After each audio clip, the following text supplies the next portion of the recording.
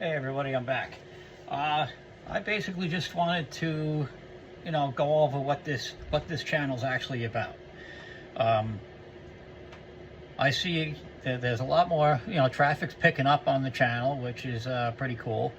I kind of didn't expect that. I didn't think too many people would be interested in it.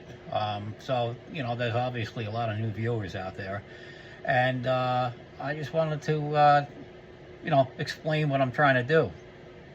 This channel is basically, it's geared towards cars, hot rods, muscle cars, um, whatever. But it's also geared towards the normal guy. As you can see, I work in tight quarters, we'll say. I got a 1.5 car garage. I don't have a lift. I do most of my work on my back. But I want to show guys that you don't have to have all that stuff to be able to enjoy the hobby, to be able to build a nice car or a truck or what have you.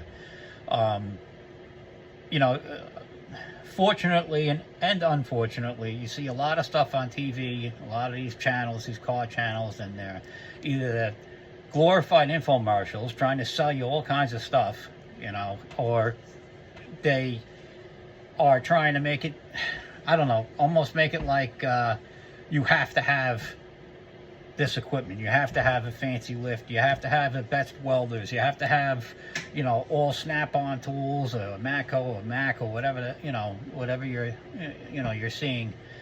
But it's really not true. That stuff is nice to have, trust me. Everybody knows, or a lot of people that know me know I work for a restoration shop. Yes, we do have lifts. Yes, we do have fancy tools. But the caliber of vehicle that's coming out of there, most of the time isn't geared towards, a shade tree mechanic. This is high-end professional restoration work. And, people pay for it. That's, listen, if you got a ton of money and you can dump it into a car, God bless you, because, I can't say you're wrong for doing that. If I had it, I would too. So basically I work with what I got. I don't cut corners per se. I don't have any problem with taking an old part and making it work like new, rather than just buying something from the store. Number one, the quality of the part when it was new was 100 times better than any kind of Chinese part you're going to buy today. And number two, it'll fit. And then number three, you get that kind of satisfaction that you took an old part that was going to end up in in the junk pile, and you made it new again. I enjoy doing that sometimes. But, there are times where enough is enough. You can't squeeze water from a rock. Some of these parts are just done. And to be honest with you, some of these cars, a lot of these cars, people say, oh, you don't see many of them anymore. Well, there's a reason for that. The quality is not the same. These cars weren't meant to go 100, 200, 300,000 miles like you see cars of today. But the one thing that's definitely different about these cars is they have character. They have character, they have memories. They're just better, well, not better looking, but every car has its look. But in my opinion, most of them are better looking cars. So anyway, I'm getting a little bit off of the subject, but I'm just saying that, especially to younger people that are just getting into this hobby, there's no shame in not having a cool paint job, not having the fastest, most badass car around. To me, the biggest and probably the number one concern is safety. You got to have a safe car. It's not only you out on the road, but there's other people out on the road. There's families and stuff. And let me tell you, some of the stuff that I've seen that people have been driving, and the stuff that has been done to it, it makes the hair stand up on the back of my neck. Unbelievable. I've seen cars with wheels falling off of them. People are driving them. They have no clue. You have to be in tune to that kind of stuff. You have to pay attention to what you're driving, the noises that it makes, and you just have to stay on top of safety. That's the biggest thing. Everything else will, come eventually. So, start from the bottom up. Mechanical, brakes, tires, suspension. Make sure the thing runs reliably and it's not going to go on fire. Stupid things, fuel leaks and things like that. Then worry about the body and the interior after that. Um, but the thing is, it's just getting harder and harder to do is to find uh, reliable parts, good quality parts, and just basically just being able to build a car that is reliable and safe on a budget. That's the hardest thing in the world to do, and the hobby is it's getting out of control. These auctions are just killing the hobby. It's a bunch of people that are very wealthy that are kind of having a contest with each other to see who can afford the car. Who gets the car, who wins the car. They don't care what they're paying for it. Everybody knows I have a '66 Mustang Coupe. It's beautiful. I love it. Great car. Love all the Mustangs. But I see some of them going at auction for these ridiculous prices, and they're not worth what these guys are paying for them. They're not. It's not something. It's not this unbelievably exotic, amazing car. It's just a Mustang. Even the Fox body, same thing. But so you got these rich guys having lack of better words, having a pissing contest of who's going to get the car. And they're spending $30,000, $40,000, $50,000 on a Fox body Mustang. Yes, those are cars from my youth, but not for nothing. They weren't the greatest quality vehicles. They did not age well unless they were very well taken care of. But I still love them, though. They're still great cars. Basically, what I'm trying to say is that the hobby is getting so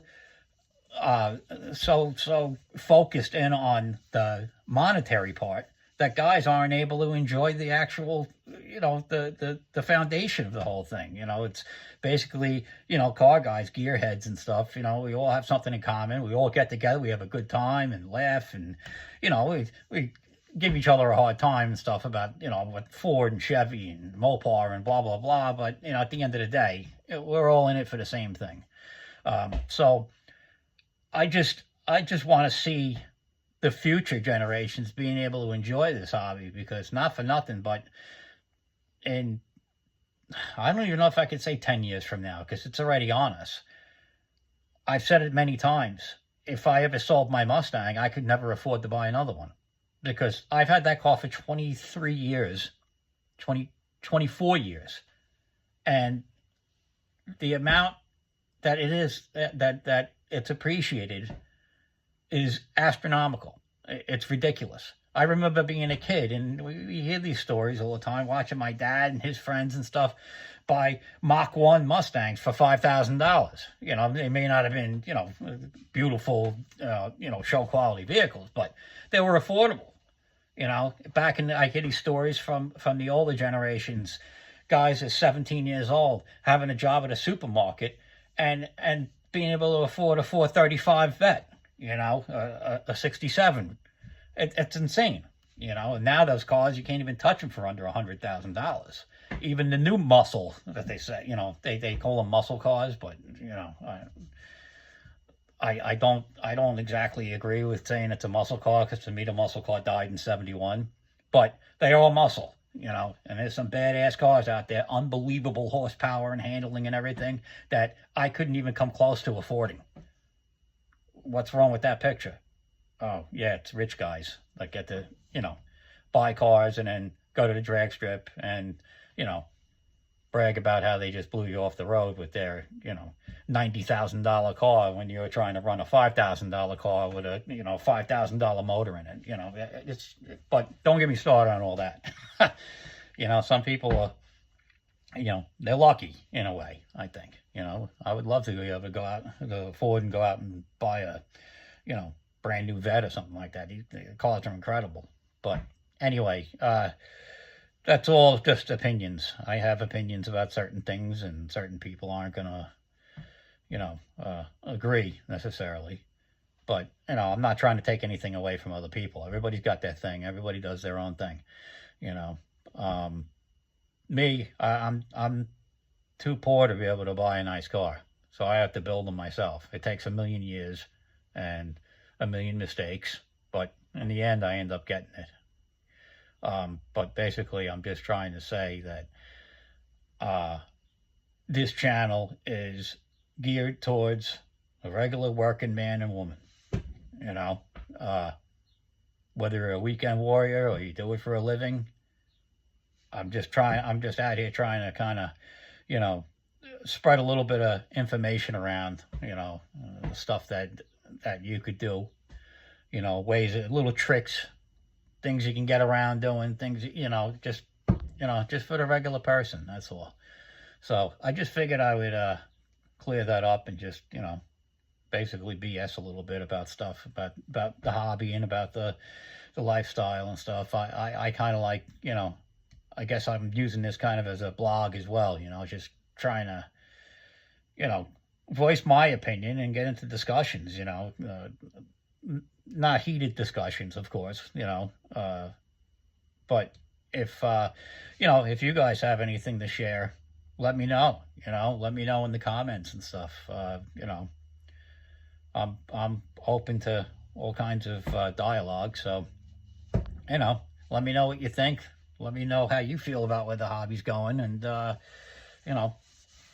that's it. Talk to you later.